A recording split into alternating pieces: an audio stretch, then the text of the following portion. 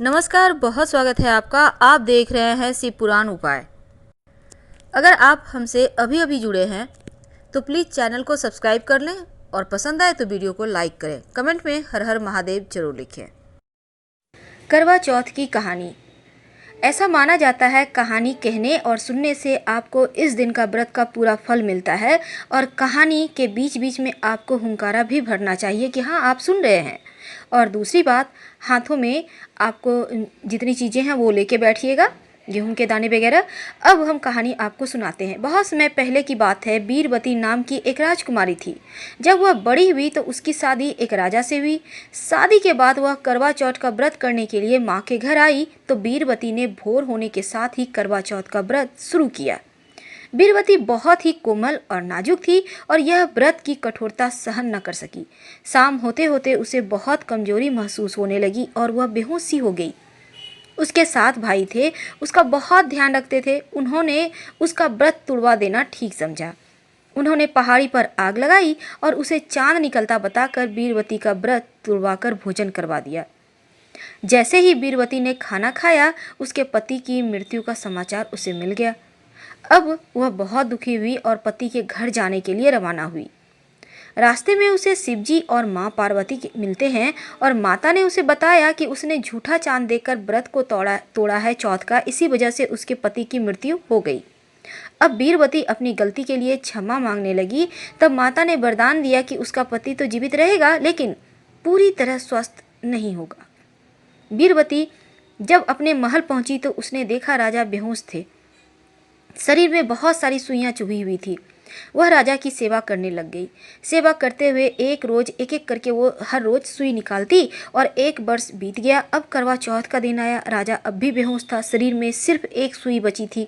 रानी बीरबती ने करवा चौथ का कड़ा व्रत रखा था और वह अपनी पसंद का करवा लेने बाजार गई। पीछे से एक दासी ने राजा के शरीर से आखिरी सुई निकाल दी और राजा को होश आ गया। तो उसने दासी को ही अपनी रानी समझ लिया और जब रानी बीरबती वापस आई तो उसे दासी बना दिया। तब भी रानी ने चौथ का व्रत का पूरा विश्वास से पालन किया और कहानी भी सुनी। एक दिन राजा किसी दूसरे राज्य जाने के लिए रवाना हो रहा था तो उसने दासी रूपी बीरबती से पूछा कि उसे कुछ मंगवाना है क्या। तब बीरबती राजा को एक जैसी 2 गुड़िया लाने के लिए कहा और राजा एक जैसी 2 गुड़िया ले आया। अब बीरबती दोनों गुड़िया को लेकर हमेशा ही एक गाना गाती, रोली की गोली हो गई, गोली की रोली हो गई। इसका मतलब होता है रानी दासी बन गई और दासी रानी बन गई। राजा ने जब इसका मतलब पूछा तो उसने सारी बात कह सुनाई। अब राजा समझ गया और उसे बहुत पछतावा हुआ। उसने बीरबती को वापस रानी बना दिया और उसे वही शाही मान सम्मान लौटाया। माता पार्वती के आशीर्वाद से और रानी के विश्वास और भक्तिपूर्ण निष्ठा के कारण उसे अपना पति और मान सम्मान वापस मिला। बोलो चौथ माता की जय। इसी कड़ी में एक और कहानी आती है करवा चौथ की। हुंकारा भरते रहिएगा। एक गांव में एक साहूकार के 7 बेटे और एक बेटी थी। सातों भाई और बहन में बहुत प्यार था। करवा चौथ के दिन सेठानी ने सातों बहुओं और बेटी के साथ करवा चौथ का व्रत रखा। सातों भाई हमेशा अपनी बहन के साथ ही भोजन करते। उस दिन भी भाइयों ने बहन को खाने के लिए बोला तो बहन कहती है, भाई आज मेरा करवा चौथ का व्रत है, इसलिए चांद उगेगा तभी खाना खाऊंगी। भाइयों ने सोचा कि बहन भूखी रहेगी, इसलिए एक भाई ने एक दिया लिया और एक भाई ने चलनी लेकर पहाड़ी पर चढ़ गया। दिया जलाकर चलनी से ढक कर कहा, बहन चांद उगाया है, अर्घ देकर खाना खा लो। बहन ने भाभियों से कहा, भाभी चांद तो देख लो। भाभी कहती है, भाई जी यह चांद आपके लिए उगा है, आप ही देखकर चांद खाओ, हमारा खाना खा लो, हमारा चांद तो देर रात उगेगा। अब बहन भाइयों के साथ खाना खाने बैठ गई। भोजन का पहला कोर खाने लगी तो उसमें बाल आ गए, दूसरा कोर खाने लगी उसमें कंकल आ गए, तीसरा कोर खाने लगी तो ससुराल से बुलावा आ गया, बेटा बहुत बीमार है, बहू जल्दी आ जाओ। अब माँ ने बेटी के कपड़े निकालने के लिए 3 बार बक्सा खोला और तीनों ही बार सफ़ेद कपड़े हाथ आए। लड़की सफ़ेद कपड़े में ही पहन ससुराल के लिए रवाना होने लगी। तब माँ ने सोने का एक सिक्का उसकी साड़ी के पल्लू में बांध दिया और कहा, रास्ते में सबके पैर छूते जाना, जो अमर सुहाग का आशीर्वाद दे उसे यह सिक्का देकर पल्लू में गांठ बांध लेना। रास्ते में बहुत लोगों ने आशीष दिए पर अमर सुहाग का आशीर्वाद किसी ने भी नहीं दिया। अब ससुराल पहुंचती है तो देखती है पलने में जेठ जी की लड़की झूला झूल रही है। उसके भी पैर छूने लगी तो वह कहती है, सीले हो सुपूती हो, 7 पुट की माँ हो। यह आशीष सुनते ही उसने सोने का सिक्का निकालकर जेठ की बेटी को दे दिया और पल्लू में गांठ बांध ली। अब घर के अंदर प्रवेश किया तो कमरे में पति को मृत अवस्था में पाया। उसने पति को ले जाने नहीं दिया और अपने पति की सेवा करने लगी और पति की सेवा करती रही। सासू माँ बचा हुआ ठंडा बासी खाना जो भी बचता नौकरानी के हाथ से यह कहकर भिजवाती कि जा मुर्दा सेवनी को खाना दे आ। कुछ दिन बाद माघ महीने की तिल चौथ आई।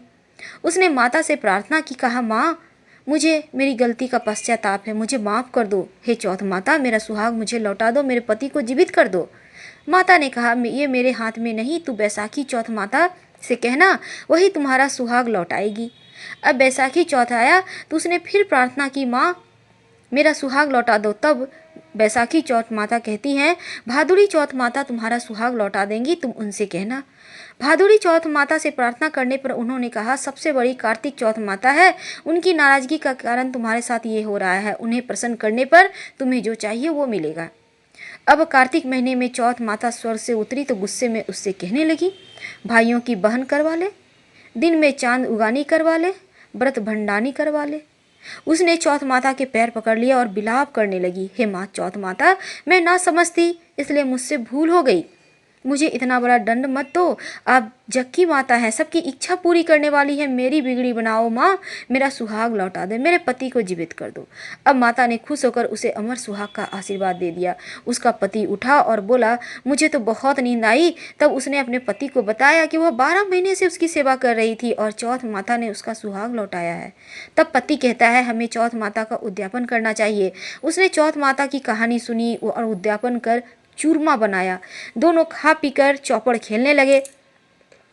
नौकरानी जब बासी खाना लेकर आई तो यह देखकर तुरंत जाकर उसकी सासू को बताया। सासू आकर देखा तो बहुत खुश हुई।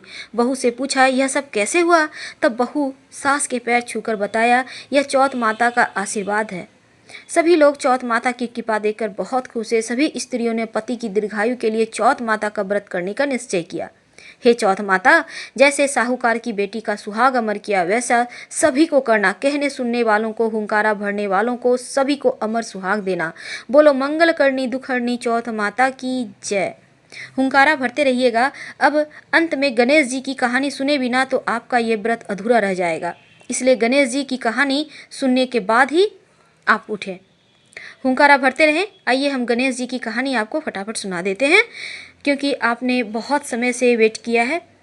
तो चलिए हम गणेश जी की कहानी सुनाते हैं। सबसे पहले तो हम ये बता दें, जब आप गणेश जी की पूजा करेंगे इस व्रत में, तब ओम गंग गणपते नमः का मंत्र का जप कीजिएगा और पीले वस्त्र में हल्दी की गांठ बांधकर अपने पास अपने बेडरूम में अपने सिरहाने रखिएगा। आप दोनों पति पत्नी में विवाद नहीं होंगे, आप लोगों में हमेशा ही प्रेम बना रहेगा। हमेशा ही याद रखें, कथा सुनने से पहले हाथ में कुछ चावल के दाने लेकर ही कथा सुनिएगा और कथा सुनने के पश्चात घर के सभी बड़े बुजुर्गों के चरण स्पर्श कर सदा सुहागिन रहने का आशीर्वाद जरूर प्राप्त करें। और शाम के समय चंद्रमा को अर्घ्य देकर आपको भोजन करना है, व्रत का उद्यापन करना है। वैसे हमने आपको टाइम बतला ही दिया है। अब हम आप कहानी सुनाते हैं आपको करवा चौथ व्रत की। एक बुढ़िया थी, बहुत ही निर्धन और अंधी, साथ ही साथ आंखों की रोशनी नहीं रहने के कारण थोड़ी दुखी रहती थी, लेकिन गणेश जी की पूजा किया करती थी। उसके एक बेटा भी था और बहू भी थी। वह बुढ़िया सदैव गणेश जी की भक्ति करती। एक दिन गणेश जी प्रकट होकर बुढ़िया से कहते हैं, बुढ़िया माँ, तू जो चाहे मांग ले। अब बुढ़िया कहती है, मुझे तो मांगना नहीं आता, कैसे और क्या मांगू भला? तब गणेश जी कहते हैं, अपने बेटे बहू से पूछकर मांग लेना। तब बुढ़िया ने अपने बेटे से कहा, बेटा गणेश जी कहते हैं तू कुछ मांग ले, बता मैं क्या मांगू? तब बेटा कहता है, माँ तू धन मांग ले। अब बहू से पूछती है, बहू मैं क्या मांगू? तो बहू कहती है, माँ नाती मांग ले। तब बुढ़िया ने सोचा कि ये तो अपने अपने मतलब की बात कहते हैं, इसलिए बुढ़िया ने पड़ोसियों से पूछा तो उन्होंने कहा, बुढ़िया तू तो थोड़े दिन ही जिएगी, क्यों तू धन मांगे, क्यों नाती मांगे? तू तो अपनी आंखों की रोशनी मांग ले, जिससे तेरी जिंदगी आराम से कट जाए। इस पर बुढ़िया कहती है, यदि आप प्रसन्न हैं गणेश जी महाराज, तो मुझे 9 करोड़ की माया दे दे, निरोगी काया दे दे, अमर सुहाग दे दे, आंखों की रोशनी दे दे, नाती दे, पोता दे और सब परिवार को सुख दे, अंत में मोक्ष दे। यह सुनकर गणेश जी कहते हैं, बुढ़िया माँ, तुमने तो हमें ठग लिया, फिर भी तूने जो मांगा है वचन के अनुसार तुझे सब मिलेगा। और यह कहकर गणेश जी अंतर्ध्यान हो गए। बुढ़िया माँ ने जो कुछ मांगा था सब कुछ मिल गया। हे गणेश जी महाराज, जैसे तुमने उस बुढ़िया माँ को सब कुछ दिया वैसे ही सबको देना। हर हर महादेव।